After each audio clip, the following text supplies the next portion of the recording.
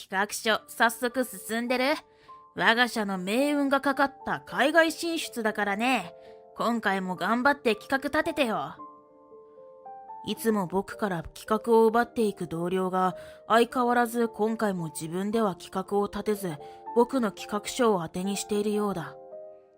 次のプレゼンがうまくいけば俺の出世は間違いなしってさっき課長にも言われてさ。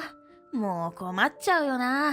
みんな俺に期待しててプレッシャーがすごいのなんのって。なあ、たまには自分で企画を立てたら。はあ、お前の企画書は俺のプレゼン力があってのことだろ。お前も満足だろ。お前みたいな地味な男でも俺みたいな優秀な人間の支えになれるんだからさ。誰が優秀な人間だよ。僕が引っ込み思案な性格なのをいいことにやりたい放題。だけど僕だっていつまでも利用されるだけの人間じゃないんだ。これは俺がバッチリ今からプレゼンしてきてやるからさ。あ、お前は会議に出席しなくていいぞ。その間に次の企画でもゆっくり考えてくれればいいから。僕の手からできたばかりの企画書をスイッと奪い取る。そして同僚はニヤニヤといやらしい笑みを浮かべて上司と会議室に入っていった。その後ろ姿を見送って思わずほくそ笑む。これから赤っ恥をかくことになる同僚の姿を想像して。僕の名前は朝倉優斗。とある企業の企画部で働いている。僕は昔から引っ込み思案な性格で、誰かと競い合ったり、自分のことをアピールしたりするのが苦手な部類の人間だ。だからこの会社に入社してからも、僕は周囲とのコミュニケーションをあまり取らず、黙々と仕事をしてきた。この企画部に異動になったのは半年前。もともと興味のあった部署なので、異動になったのはとても嬉しい。こういう商品があったらいいな。こういう改良はどうだろうと、あれこれと思案するのが好きなので、それを仕事に活かせることにやりがいも感じている。だけど僕には一つ困ったことがあった。いやあ、それ次の会議の企画書か？自席でパソコンに向かっていた僕の横から出し抜けに声がかけられる。そのぶしつけな物言いに僕は眉を潜めながらもわずかにうなずいた。そうだけど。すると相手は僕のことなどお構いなしに勝手にページを進めては企画書の続きに目を通している。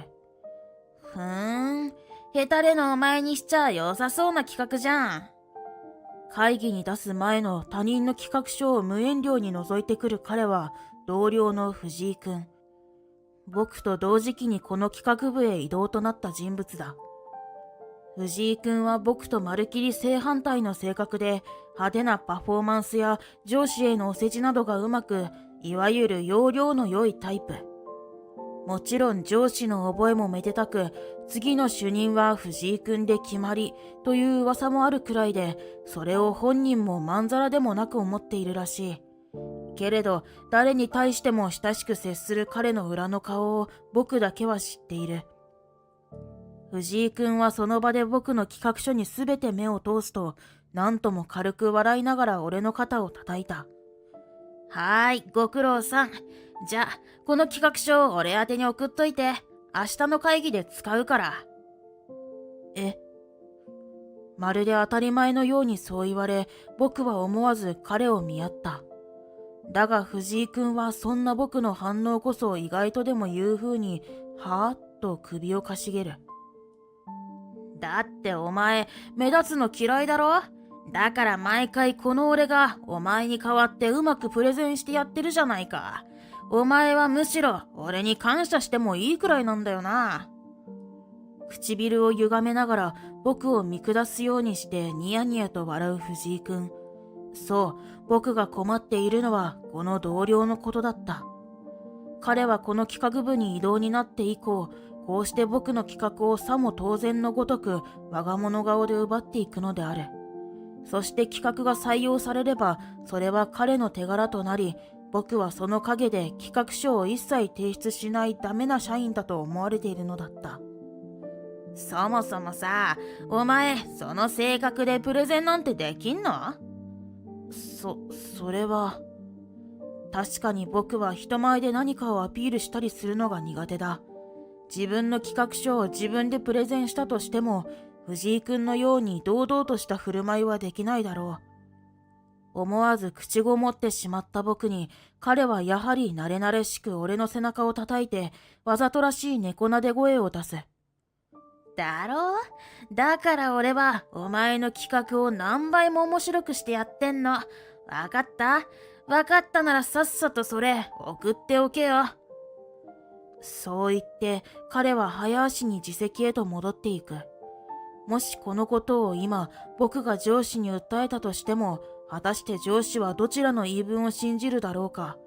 それに僕が先ほどのように口ごもっている間に、口がうまい彼は要領よく言い逃れてしまうに決まっている。そう思うと僕はいつもやるせない気持ちになって、結局は彼のいいように流されてしまうのであった。さて、そんな日々の中、とある朝のミーティングで課長がこう言った。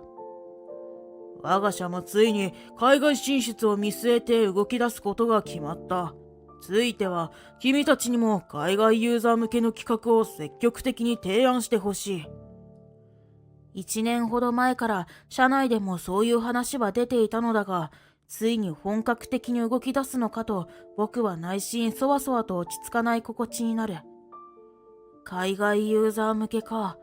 ということはマーケティングも海外を意識して。ミーティングを終えた後、配られた資料に目を通しながら、僕は次に出す企画案を頭の中でまとめていく。空想の中でなら僕は何にでも慣れて、どんなところへも行けて、誰とでも親しくすることができる。あれはどうだ、いやこれは、と考え事にふけるこの時間が僕は好きだった。そして大体の案がまとまったところで、僕がそれをメモに走り書きしていると、会議が終わってもペラペラとお世辞を言っては課長やその他の上司を持ち上げていた藤井くんがこちらに近づいてきた。どう？企画書早速進んでる？我が社の命運がかかった海外進出だからね。今回も頑張って企画立ててよ。完成品は俺がちゃんとプレゼンしてやるからさ。いかにも恩着せがましくそんなことを言ってくる藤井くんは、相変わらず今回も自分では企画を立てず、僕の企画書を当てにするようだ。それも僕が言い返さないのをいいことに、彼は得意げに鼻を鳴らしてこんなことまで言ってくる。今回のプレゼンがうまくいけば、俺の出世は間違いなしって、さっき課長にも言われてさ。もう困っちゃうよな。みんな俺に期待してて。プレッシャーがすごいのなんのって。へえ。お前の企画書も俺のプレゼン力があってのことだしな。お前も満足だろ？お前みたいな地味な男でも、俺みたいな優秀な人間の支えになれるんだからさ。誰が優秀な人間だよ。これは初めての海外向けの企画、新たな挑戦だ。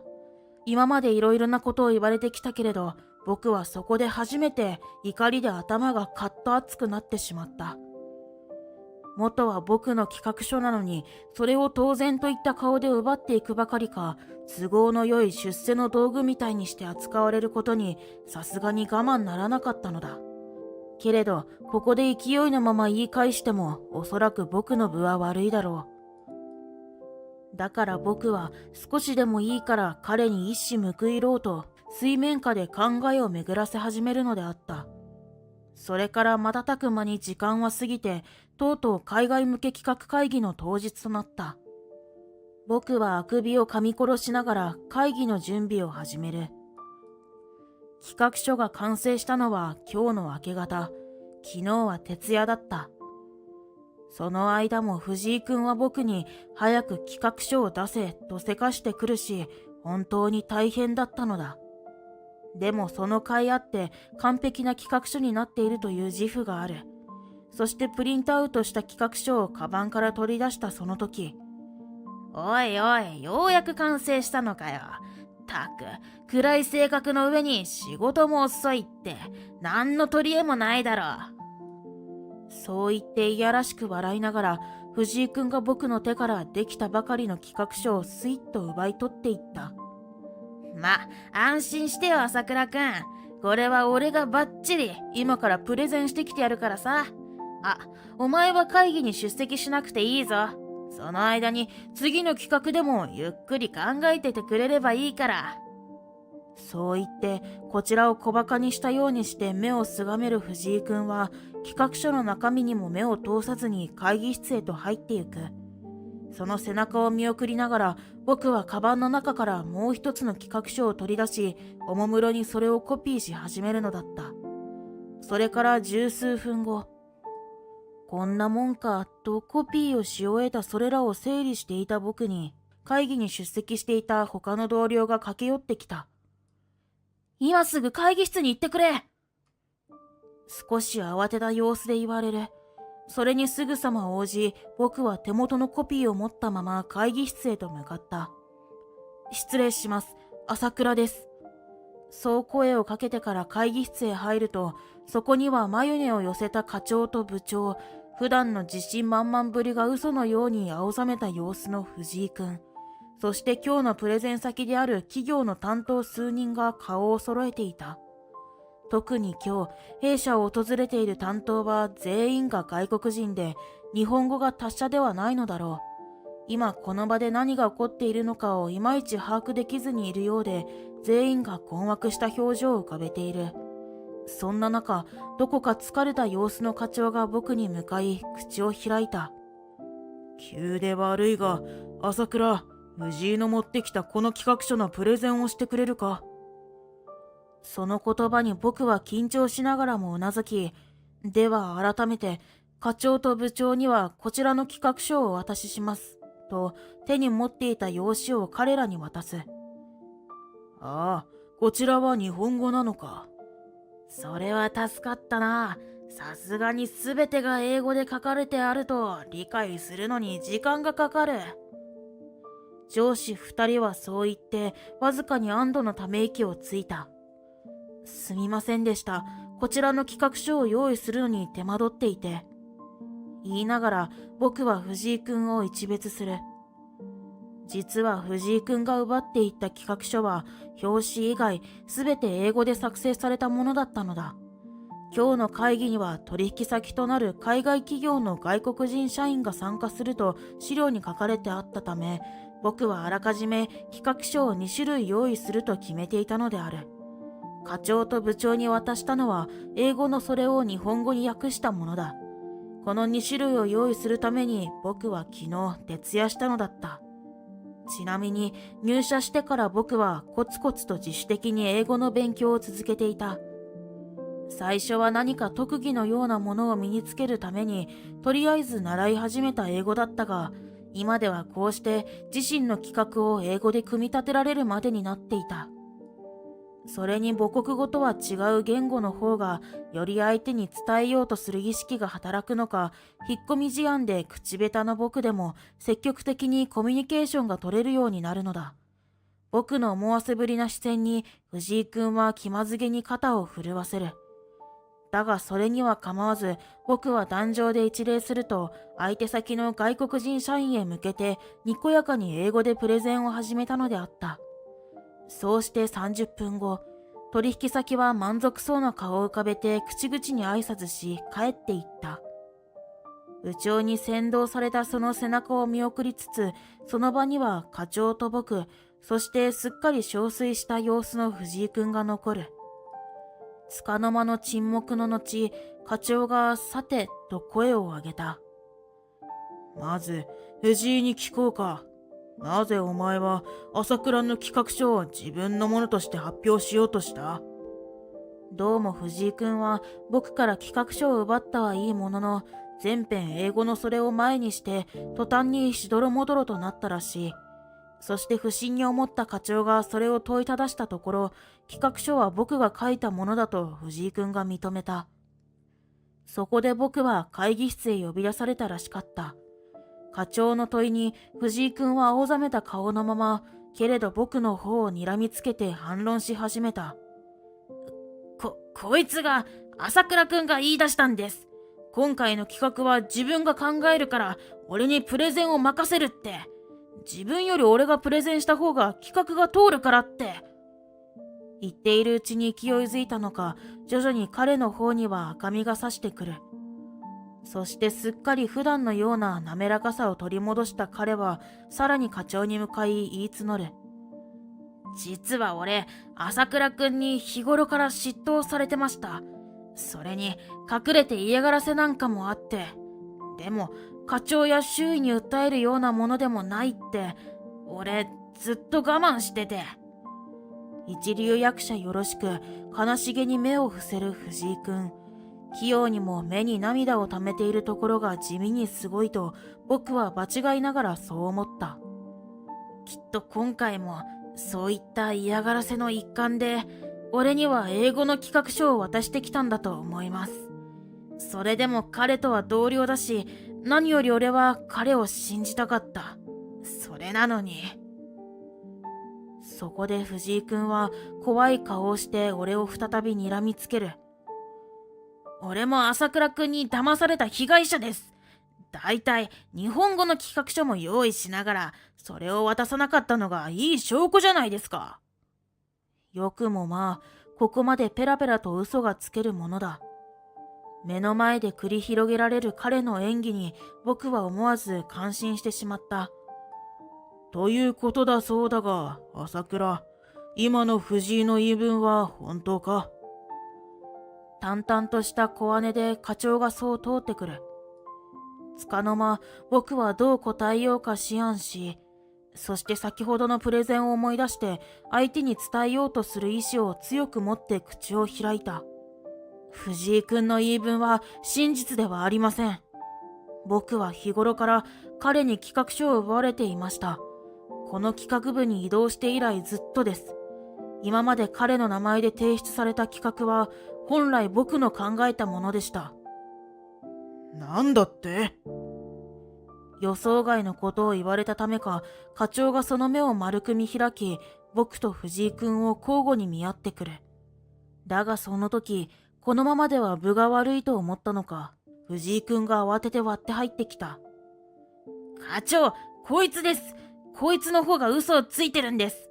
おい朝倉、そこまで言うんだったら証拠出せよ。俺がお前の企画書を奪ったっていう証拠。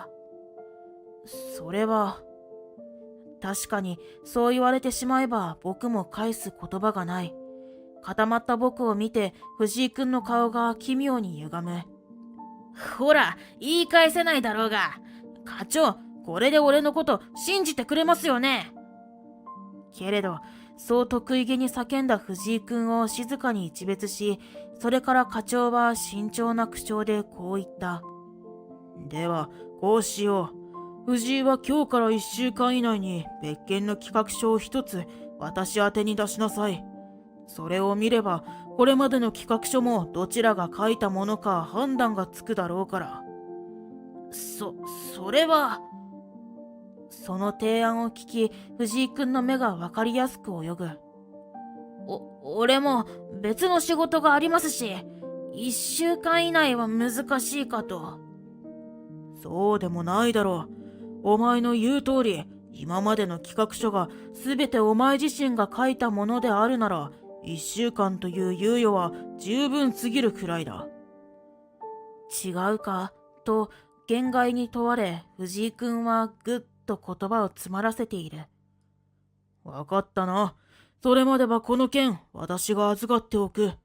藤井はすぐに企画書に書かれ、そして朝倉もまずは自分の仕事をしろ。そう課長が締めくくったところで、その場は解散となった。そして課長の姿が見えなくなったところで、藤井くんは懲りもせず僕を睨みつけてくる。お前、よくもあんな小細工しやがったな。くそ、とりあえず別の企画書を今すぐ作れ。それで今回の件は流してやる。だがそんな横暴な態度を取る同僚を今度こそ僕は突っぱねた。嫌だよ。もう僕は君の思い通りにはならない。君の企画は君自身が考えてよ。はあ？まさか断られるとは思っていなかったのか、藤井くんはあっけに取られた顔でポカンと僕を見ている。そんな彼をまっすぐ見つめて僕は続けた。藤井くん、君のしてきたことは確かに良くないことだけど、でも僕もどこかで君に甘えてたのかもしれない。苦手なことから目をそらして仕方ないって自分に言い訳して、ごめんと一度彼に頭を下げる。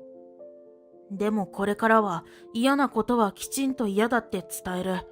僕、この仕事が好きなんだ。だからこれからは空想に逃げ込まず、臆さず、自由に仕事をしていきたい。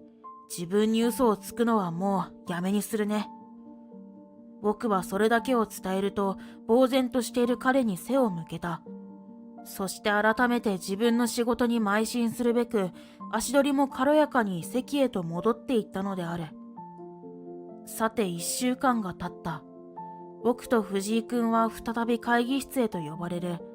ちなみに藤井くんはどうにか自力で企画書を書き課長に提出したらしい。だがその内容は話にもならないお粗末なものだったらしく、課長は青筋を浮かべて彼を睨んでいる。今回の企画書を見てよくわかった。朝倉の言ったことは本当だったんだな。藤井、お前同僚の企画書を奪って自分の手柄にするなど恥ずかしく思わないのか。だが鋭くそう叱責された藤井君はといえば、苛立ったようにして声を荒げ、不遜な顔でこう吐き捨てた。は、別に結果として会社の利益になってるんだから、誰の考えた企画書だとか、それどうでもよくないですか？その言い草に課長は面食らったようにして思わず言葉をなくしてしまう。そして藤井くんの反論は僕にも向けられた。なあ、俺、お前の苦手なこと、今まで肩代わりしてやってたんだよな。感謝されこそすれ、ここまで責められる言われはないと思うんだけど。藤井くんはそう言って、やれやれとばかり肩をすくめる。全くもって悪びれていないその態度に、僕も課長も呆れてしまい、もはやため息すら出ない。とにかく、藤井は後日、役員会議への出席を命じる。それまでは自宅で謹慎していなさい。そして課長のその言葉通り、後日行われた役員会議にて、藤井くんは今後どんな問題を起こすかわからない要注意人物とされ、あっけなく解雇となったのである。藤井くんのいなくなった職場で、今日も僕は黙々と企画書を作成している。けれど以前と比べて少しだけ変わったことといえば、朝倉、俺ら昼食いに行くけど、お前もどうだ？今までずっと一人で食べていた昼食を同僚たちと取るようになったことだろうか。うん、今行く。お、そういやお前の企画書また通ったんだって。やるじゃん。まあ、お前の企画マジで面白いもんな。いやいや、それ以上にボツになってる企画がいっぱいあるから。同僚たちとそんな会話を交わすことさえ僕にとっては新鮮で、けれどその変化は決して嫌なものではない。空想という殻を破ってみたら、待っていたのはせわしなく、けれど同じくらい充実した現実だった。うまくいかないことももちろんあるけれど、これからはしっかり地に足をつけて、自分に嘘をつかずに日々を生きようと僕は改めて思うのだった。